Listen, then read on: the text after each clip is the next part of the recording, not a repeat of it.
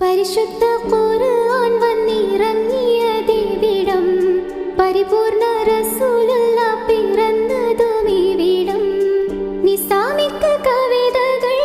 ഉറവിട്ടതിവിടം, മസ്നവി ഖുർആൻ